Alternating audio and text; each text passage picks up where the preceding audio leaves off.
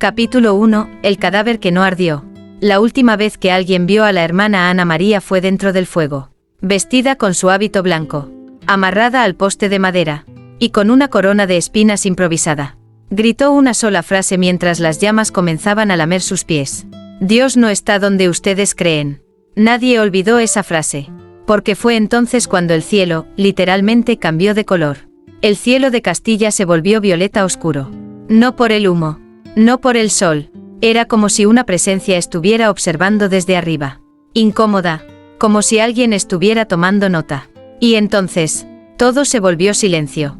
Ni un pájaro, ni el viento, ni los llantos de las mujeres que aún creían en su inocencia. Cuando el fuego cesó, los monjes se acercaron con antorchas para asegurarse de que no quedara nada más que huesos. Pero el cuerpo seguía entero, carbonizado por fuera, pero sin olor a carne podrida. Y con el rostro intacto, los ojos de Ana María abiertos, mirando al cielo, y una leve sonrisa en los labios, como si hubiera visto a Dios. O algo peor. 3 días después, en la cripta del monasterio de San Gregorio, el suelo retumbó, solo una vez, como si alguien hubiera pateado desde dentro del ataúd.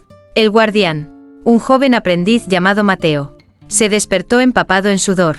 Él no había presenciado la ejecución, pero desde entonces soñaba con ella cada noche. Aquella madrugada, sintió una fuerza incontrolable que lo empujaba hacia la cripta, como si alguien lo estuviera llamando, como si ella estuviera llamando. Descendió con una lámpara de aceite temblorosa. Los pasillos olían a incienso rancio, y a algo más, a sangre seca. Cuando llegó a la cripta de Ana María, lo primero que vio fue esto. Las cadenas del ataúd estaban rotas desde adentro, y en el centro del pasillo, descalza y cubierta por un manto de ceniza, estaba ella, Ana María, de pie, con los ojos completamente blancos, sin pupilas, sin emoción, pero con voz. No soy lo que era, pero aún recuerdo lo que Dios me mostró. Mateo cayó de rodillas, horrorizado. No era miedo lo que sentía, era algo peor, reconocimiento. Él también había escuchado esa voz, en sueños, en susurros, en los vitrales rotos de la capilla. Y entonces ella se acercó a él, lo tocó en la frente, y dijo: te mostraré el primer secreto, pero no todos sobrevivirán a la verdad. Capítulo 2. Los ojos que vieron a Dios. Ana María no dormía, no porque no pudiera, sino porque el sueño ya no le pertenecía. Desde que regresó de entre las cenizas, cerrar los ojos era volver a mirar el rostro de Dios, pero no el Dios que nos enseñaron a temer, ni el Dios que cuelga crucificado en las paredes de piedra. El que Ana María vio, estaba llorando. Mateo no podía apartar la vista de sus ojos. Eran 2 lunas pálidas, sin alma, sin emoción, pero algo dentro de ellos brillaba, algo demasiado antiguo para ser humano. Ella hablaba poco, y cuando lo hacía, las velas de la abadía temblaban, los libros se abrían solos, y los cuervos, que nunca volaban de noche, daban vueltas sobre el campanario. ¿Qué viste al otro lado?, preguntó Mateo, con la voz quebrada. Ana María lo miró, o creyó que lo hizo. Vi lo que Adán escondió, vi lo que Moisés no se atrevió a escribir. Vi a los ángeles huir. En el monasterio, el abad Tomás empezó a notar los signos. Primero, las estatuas sangraron por los ojos. Después, el agua bendita se volvió negra. Y por último, uno de los monjes más antiguos murió en su celda, con una expresión de puro terror en su rostro. En su pecho, escrito con ceniza: ella ha vuelto. Y con ella, la verdad. El abad tembló, porque él sí sabía quién era Ana María. Él fue quien firmó la orden para quemarla. Y él también había escuchado la voz, una vez, hace mucho tiempo, una voz que le prometió poder, a cambio de silencio. No puede estar viva, murmuró, y si lo está, que Dios tenga piedad de todos nosotros. Mientras tanto, Ana María le revelaba a Mateo la primera de muchas visiones. Se trataba de una iglesia enterrada, debajo de todas las iglesias, un templo sin nombre, hecho de huesos humanos, oculto desde el siglo III, y en su altar, una inscripción en un idioma que ya no existe, pero que ella ahora comprendía. Este es el lugar donde la humanidad conoció a Dios, y donde decidió olvidarlo. Mateo no sabía si llorar o escapar, pero Ana María lo tomó de la mano, y le dijo: el segundo secreto está escondido en Roma, pero antes, debes mirar dentro de mí. Capítulo 3. La cruz que sangra a medianoche. Mateo no sabía si aún estaba en el monasterio, o en otra dimensión. Desde que miró dentro de los ojos de Ana María, el tiempo dejó de funcionar como antes. Los relojes se detenían cerca de ella. Las sombras caminaban en dirección contraria. Y en sus oídos, una frase se repetía una y otra vez. Dios se arrodilló, y lo hizo por miedo. Esa noche, cuando el campanario marcó la medianoche, algo impensable ocurrió. La gran cruz de hierro, clavada en el centro del claustro durante más de 300 años, empezó a sangrar. No llovía, no había viento, pero una gota oscura descendía por el cuerpo de Cristo, justo desde la frente. No era pintura, no era óxido, era sangre real. Uno de los monjes más jóvenes intentó tocarla. Su mano quedó paralizada, y su boca, sellada por fuerzas invisibles. El abad Tomás lo entendió al instante. Ella ha abierto el primer sello. Ana María estaba de rodillas frente al altar de piedra, cubierta por un manto negro. Mateo, a su lado, observaba cómo su piel comenzaba a formar símbolos. No tatuajes, no heridas, sino letras ardiendo, como si el fuego de Dios escribiera directamente sobre su carne. Ella no gritaba, solo rezaba, un rezo antiguo, sin palabras humanas. ¿Qué te está haciendo?, preguntó Mateo, desesperado. No me lo hace él, respondió Ana María sin mirarlo. Esto es lo que ocurre cuando uno recuerda el lenguaje original, el idioma que puede dar vida, o destruir la fe. Esa misma madrugada, 3 obispos en Roma murieron exactamente a la misma hora, 3 y 3.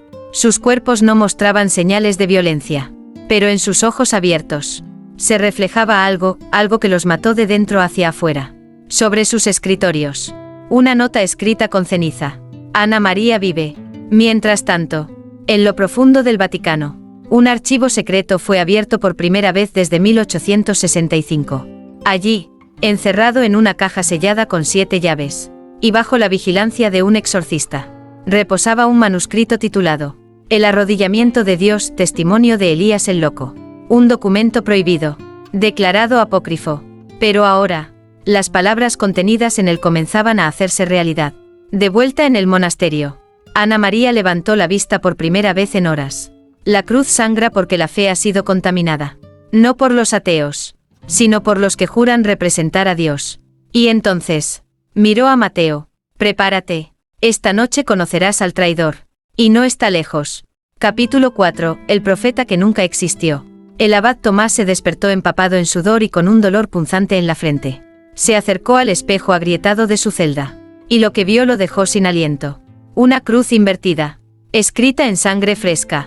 Latía como si tuviera vida. Intentó limpiarla, gritando oraciones, rociándose agua bendita, pero nada la borraba. ¿Qué hiciste, Ana María?, susurró con la voz rota. ¿Qué liberaste al volver? En el patio del monasterio, las palomas habían desaparecido. En su lugar, cientos de cuervos negros observaban desde los techos, silenciosos, como si esperaran un juicio. Mateo, todavía marcado por la visión anterior, no podía dormir. Cada vez que cerraba los ojos, veía el instante exacto en que Dios se inclinó. Pero no era un gesto de humildad, era uno de derrota. Y frente a él, un hombre con túnica púrpura, sin rostro visible, sostenía un libro que ardía sin consumirse. Ana María, ¿quién era ese hombre?, preguntó Mateo con desesperación. Ella, envuelta en sombras, respondió con una voz que parecía venir desde más allá del mundo. Era un profeta, uno que la Iglesia inventó para ocultar al verdadero. Un hombre cuya existencia fue borrada, porque vio lo que ningún apóstol soportó mirar. Su nombre fue Abdiel. Mateo retrocedió. Ese nombre no existía en las Escrituras. Ningún teólogo lo había mencionado jamás. Y sin embargo, resonaba en su alma como si lo hubiera conocido en otra vida. ¿Por qué fue borrado?, susurró. Porque escribió el último libro, y ese libro aún late bajo el Vaticano. Mientras tanto, en una catedral abandonada en Verona, un hombre ciego llamado Isaías caminaba descalzo sobre cristales rotos, murmurando una oración incomprensible. En sus manos, una reliquia prohibida, una página de ese libro maldito. Al tocarla, las heridas de sus pies dejaron de sangrar, y su voz cambió. Ella ha despertado. El ciclo ha comenzado. Y la mentira más grande de la fe será desenterrada. De regreso en el monasterio, Ana María llevó a Mateo a la biblioteca sellada por siglos. Allí, en una pared sin aparente valor, sopló 3 veces y susurró en lengua muerta. La piedra se abrió, revelando un pasaje secreto cubierto de raíces, huesos y símbolos paganos. Aquí es donde guardaron el nombre de Abdiel. Lo enterraron con los mártires falsos. Y protegieron su tumba con oraciones que ya no tienen poder. Al final del túnel, una lápida de mármol negro, inscrita con una frase que nunca fue pronunciada en público. Aquí yace la palabra que debía ser silenciada. Ana María cayó de rodillas y comenzó a llorar. No por miedo, sino por memoria. Lo conocí antes de nacer. Y su verdad vive en mí. Capítulo 5. La monja y el demonio disfrazado de obispo. La tumba de Abdiel se abrió sola. No hubo terremoto. No hubo viento. Solo un suspiro antiguo que salió desde dentro, cargado de polvo y memoria. Mateo retrocedió. Ana María permaneció firme. Dentro de la cripta, no había cadáver. Solo un manto púrpura flotando sobre una losa de piedra. Y una inscripción nueva, que no estaba allí la noche anterior. Abdiel no murió. Se transformó. A cientos de kilómetros. En Roma, un obispo despertó gritando en mitad de la noche. Su nombre era Cardenal Leone. Un hombre venerado por su piedad, pero cuyas rodillas habían tocado más oro que tierra sagrada. Soñó con una monja sin rostro que lo señalaba desde un campo en llamas. Y una voz, su propia voz, susurraba desde el vacío. Tú lo mataste. Y él ha vuelto por ti. El cardenal no creía en visiones. Pero al mirarse al espejo, encontró una palabra escrita con sangre seca en su pecho. Abdiel. De vuelta en el monasterio. Ana María explicó. No todos los demonios nacen en el infierno. Algunos nacen en concilios. En votos rotos. En oraciones fingidas. Mateo no comprendía del todo. Pero sentía como su fe. La fe aprendida. La fe obediente. Se quebraba lentamente. ¿Y tú qué eres? ¿Ana María? ¿Monja? ¿Santa? ¿O bruja? Ella lo miró, con una mezcla de ternura y dolor. Soy la boca que Abdiel dejó atrás. Y esta boca debe hablar. Esa noche, Ana María entró en trance. Su cuerpo se dobló en ángulos imposibles. Y de sus labios brotó un idioma que hacía temblar las paredes. Mateo, incapaz de soportarlo, cayó al suelo. Y vio una visión. Un trono hecho de huesos. Una figura sin rostro vestido como obispo. Con una mitra negra. Y a su lado, una jaula con una mujer llorando. La mujer era Ana María. Y la figura sin rostro hablaba con la voz del cardenal Leone. La palabra fue silenciada con fuego, pero su eco regresó con carne nueva. Mateo despertó gritando.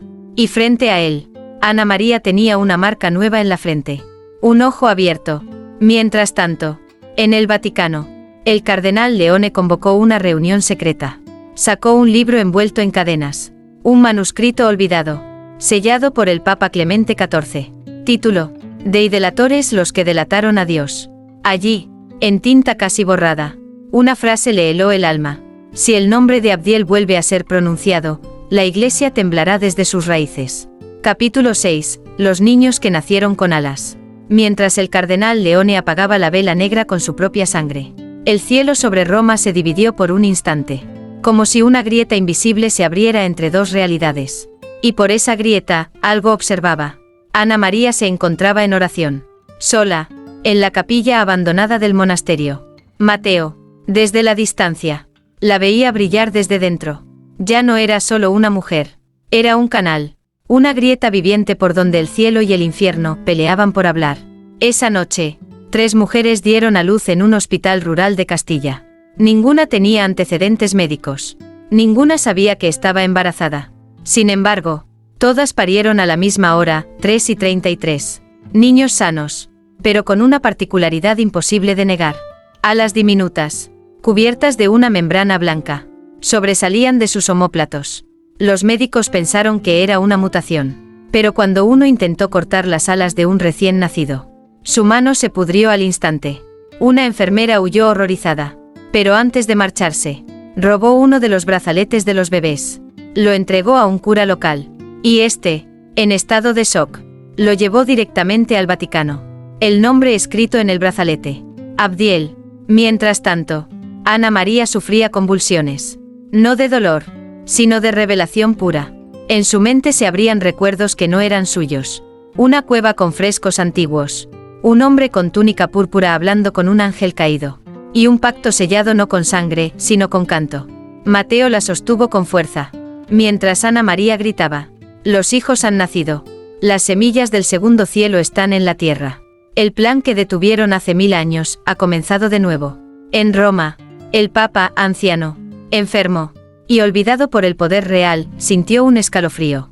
Pidió que lo llevaran a la biblioteca secreta, donde hacía décadas no entraba. Allí, encontró un libro con tapa de cuero negro. En su interior, un texto profético que ni él sabía que existía. Cuando el nombre sin tiempo sea nombrado, y la sangre del no nacido vuele, 3 niños marcarán el fin de la mentira, y la mujer con ojos blancos será la llave. Oh, el juicio. El Papa soltó el libro, y con voz temblorosa, susurró: Ana María no es hereje, es señal. Esa misma madrugada, el cardenal Leone hizo un llamado. Un grupo secreto, la Orden del Cuerno Roto, fue activado por primera vez desde el siglo XVII. Sacerdotes, asesinos, inquisidores modernos con votos de silencio. Su misión: capturar a Ana María, o destruirla, si muestra signos de ascensión. Capítulo 7. El exorcismo que liberó a un ángel. La marca de las 3 alas seguía ardiendo sobre el techo de la celda de Ana María.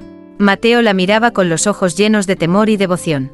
Sabía que lo imposible ya no lo era, y que Ana María ya no era solo Ana María. Mientras tanto, en una aldea remota de Sicilia, una joven llamada Lucía comenzó a gritar en lenguas. Había sido muda desde su nacimiento, pero aquella noche, su voz resonó con fuerza ancestral. El exilio ha terminado. El mensajero atrapado será liberado por la que lleva la memoria del fuego. Los aldeanos pensaron que estaba poseída. Llamaron a un sacerdote, y al amanecer, comenzó el exorcismo. Lucía se retorcía, sus ojos completamente en blanco, pero lo que hablaba no era un demonio. Era algo que lloraba. Fui sellado en carne mortal. Fui olvidado por los míos. Pero ella me recuerda. Cuando el sacerdote alzó el crucifijo, la voz se volvió suave. No temas, hijo de Roma, porque al liberarme verás el rostro que fue arrancado del cielo. Y en un estallido de luz, el cuerpo de Lucía se desvaneció. Y en su lugar, de rodillas entre las ruinas de la iglesia, una figura alada, desnuda y temblorosa. Un ángel, uno que nunca debió tocar tierra. Uno que, al abrir los ojos, pronunció una sola palabra: Ana. En el monasterio, Ana María despertó de golpe, gritando, no de miedo, sino de reencuentro. Lo liberaron.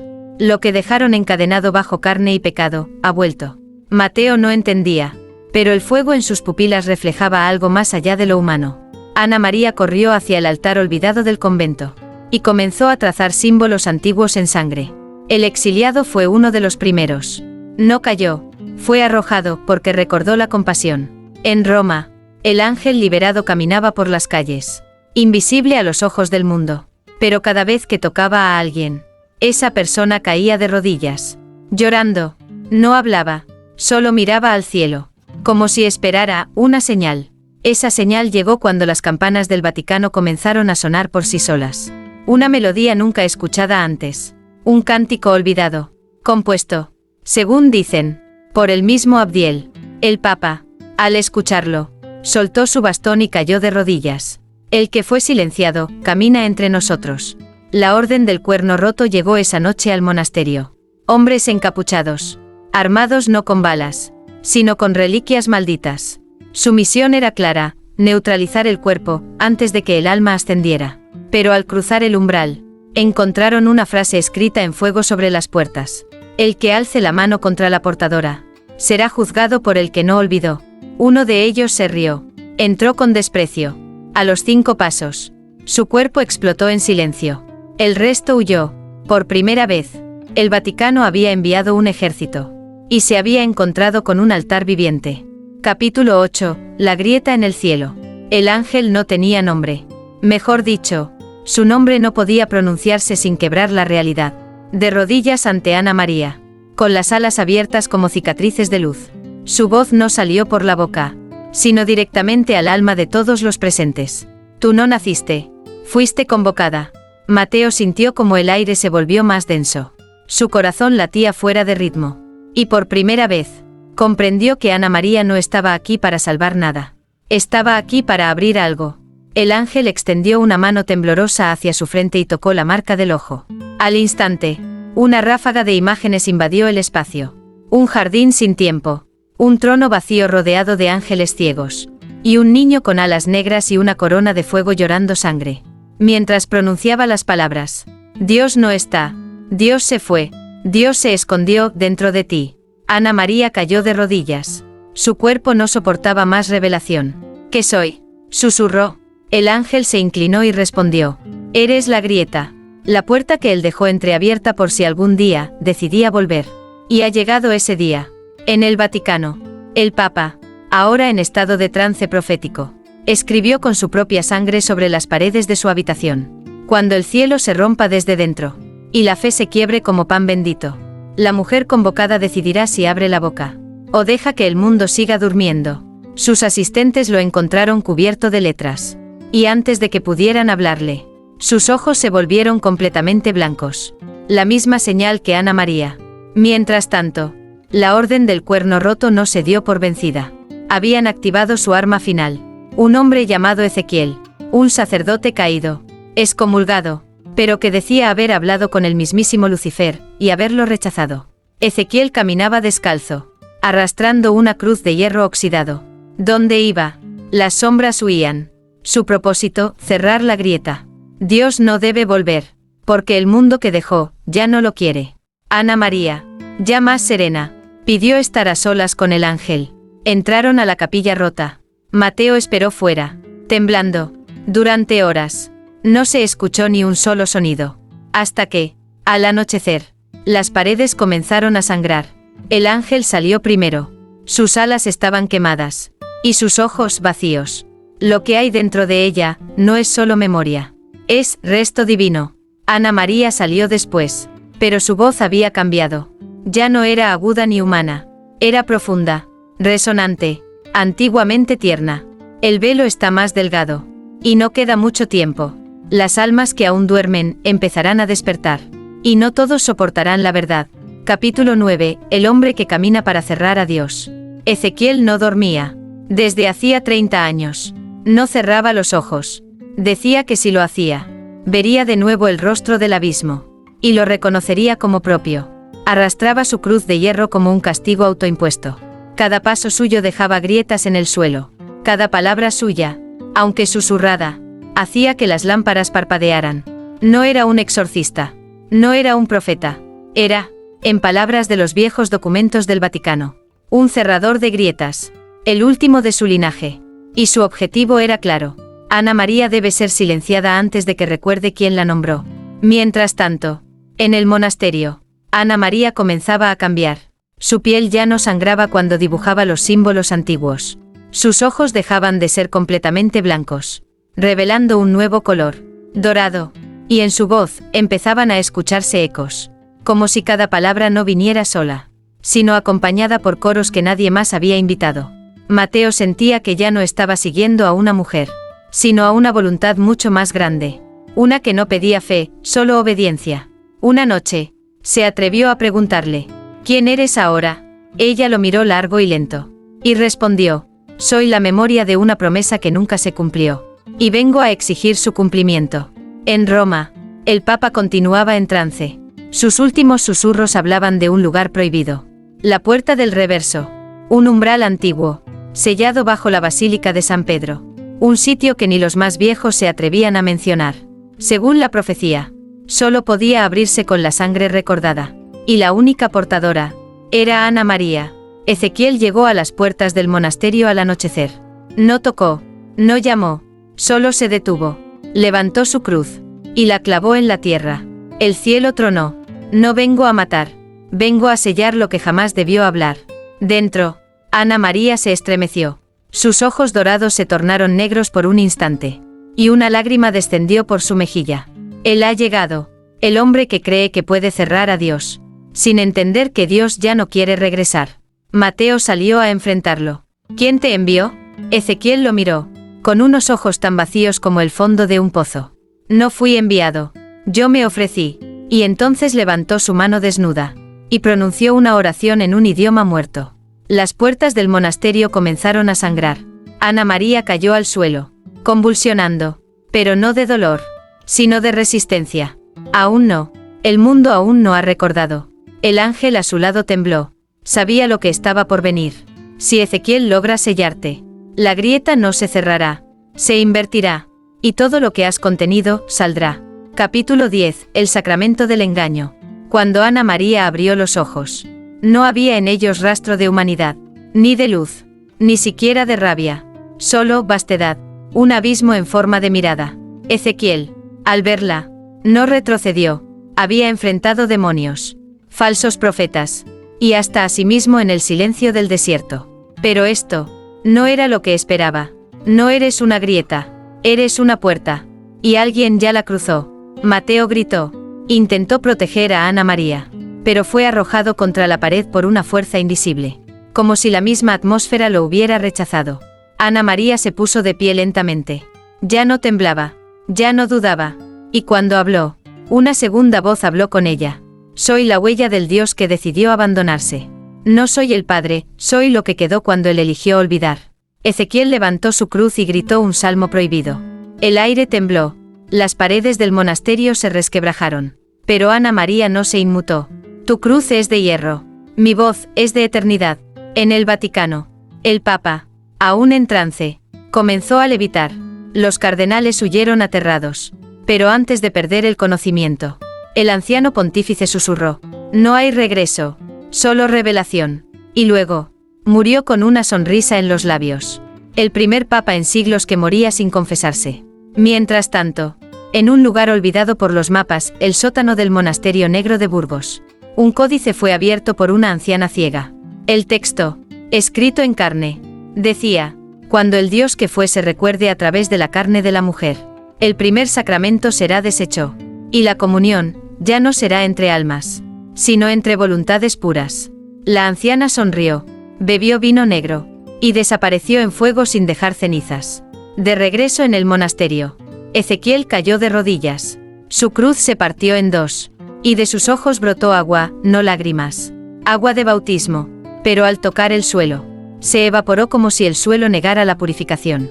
Ana María se acercó a él, le acarició el rostro, y le dijo, fuiste valiente, pero ya no queda fe para cerrar lo que soy.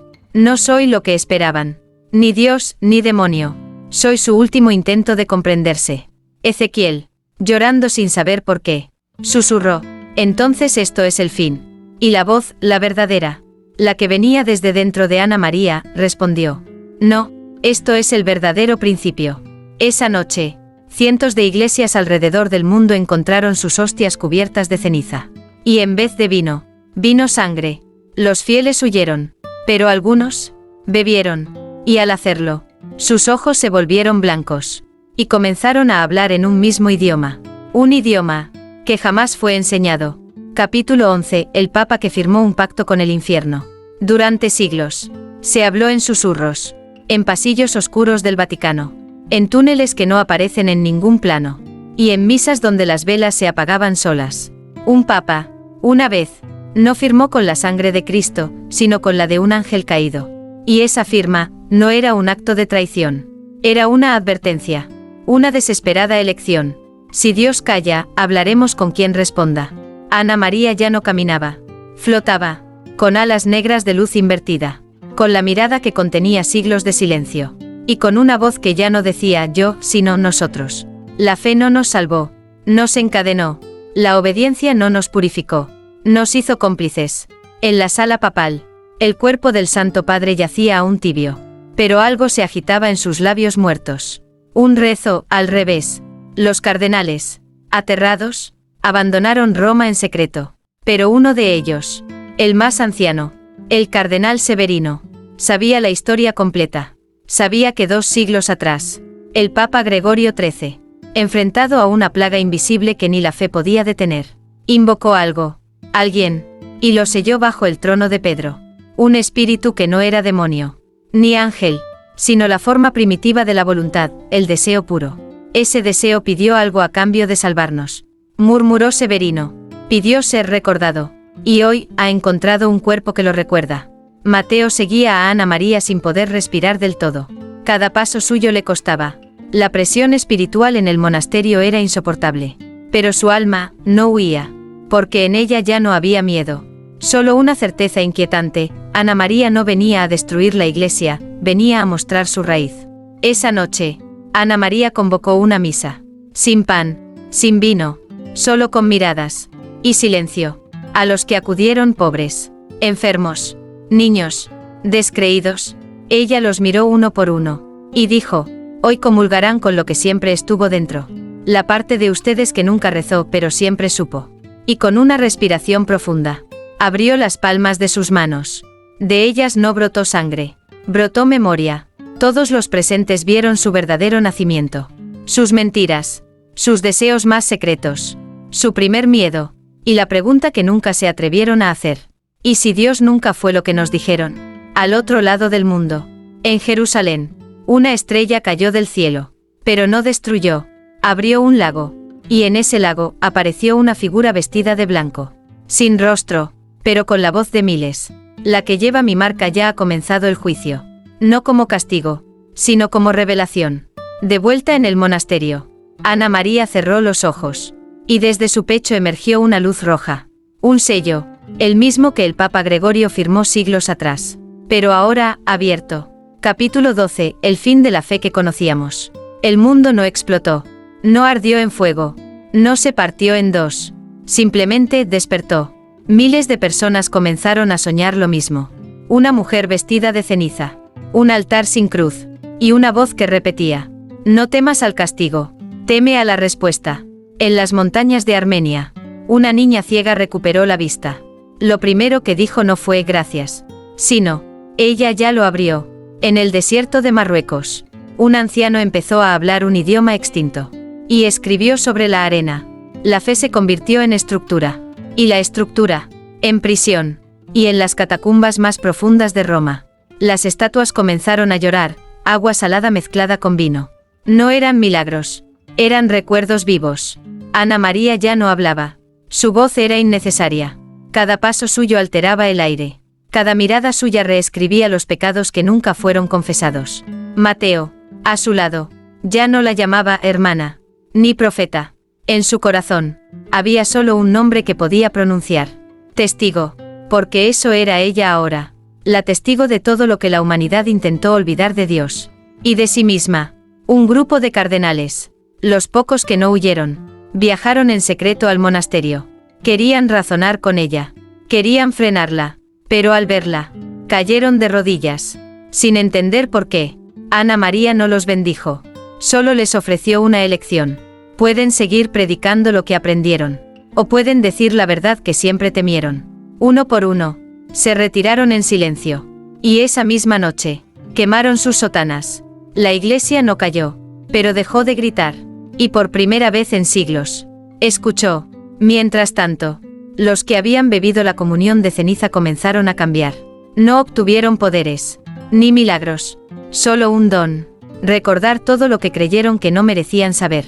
El rostro de sus madres mientras oraban, el grito de un niño antes de morir, el verdadero color de los ojos de aquel a quien lastimaron, y una certeza absoluta: Dios sí habló, pero lo hizo en sus propios rostros. Y nosotros miramos a otro lado. Esa noche, Ana María subió al punto más alto del monasterio, desnuda, con sus alas desplegadas, y gritó al cielo: no te estoy llamando de vuelta, solo te estoy devolviendo lo que nos diste sin saber lo que hacías. El cielo no se abrió, pero parpadeó, y en ese parpadeo, todos los que dormían soñaron con un útero cósmico, un lugar donde Dios no era padre ni madre, sino una pregunta pura. Mateo, en su diario final, escribió: la fe era un mapa, pero nadie quería llegar, solo repetir el camino. Ana María no cambió el mundo, solo lo puso frente a un espejo, y lo obligó a mirarse con los ojos de quien lo creó, y lo abandonó. Capítulo 13. El rostro de Dios revelado. Ana María había desaparecido, no en el sentido físico. No quedó rastro, ni cenizas, ni huellas, solo silencio. Pero en ese silencio, el mundo cambió. Los templos ya no tenían altares. Los creyentes ya no repetían oraciones. Y los que antes pedían milagros, ahora se miraban a los ojos, y susurraban preguntas. ¿Y si el milagro era atreverse a mirar? En un pueblo sin nombre, Una niña dibujó en la arena un círculo con 3 puntos. Lo miró fijamente. Y sonrió. Su madre preguntó qué era. La niña respondió: es él. Ya no tiene boca, porque no necesita hablar. Ya no tiene ojos, porque ahora ve desde nosotros. Mateo, ahora anciano, vivía en el monasterio vacío. Pasaba los días leyendo los escritos de Ana María. Y las noches mirando el cielo, esperando que algo se moviera. Pero nada lo hacía. Hasta esa madrugada, el 33º día desde la desaparición. El viento cambió. No soplaba. Respiraba. Y con esa respiración, Mateo sintió una presencia. No en la tierra, ni en el cielo. En su pecho. Cerró los ojos. Y lo vio. No era un rostro humano. Ni celestial. Ni monstruoso. Era una forma sin forma. Una mirada que no juzgaba ni perdonaba. Solo recordaba. Mateo cayó de rodillas. Y por fin comprendió. Dios no es el que espera en lo alto. Dios es la parte de nosotros que siempre supo. Pero nunca fue escuchada. Y entonces lo oyó. No con los oídos. Con el alma. La voz. La misma que Ana María contuvo. La misma que el Papa temió. La misma que Abdiel protegió. La misma que Ezequiel intentó cerrar. Una voz pura. Sin género. Sin patria. Sin religión. No fui yo quien abandonó. Fueron ustedes quienes me recortaron para que cupiera en sus templos. No vine a juzgar. Vine a esperar, hasta que me recordaran. Mateo lloró. No de dolor. Ni de gozo. Sino de reconocimiento. Porque ese rostro, ese sin rostro, no era otro que el suyo. Esa misma noche, cientos de personas en todo el mundo miraron al espejo. Y por un segundo, no se vieron a sí mismas, sino algo más antiguo. Algo que las miraba desde el otro lado. Y sonreía. Epílogo. La fe no murió. Se transformó. La humanidad no fue condenada. Fue despertada. Y Ana María no fue una santa, ni una hereje. Fue el eco de una voz que siempre estuvo en nosotros, esperando el silencio correcto para hablar.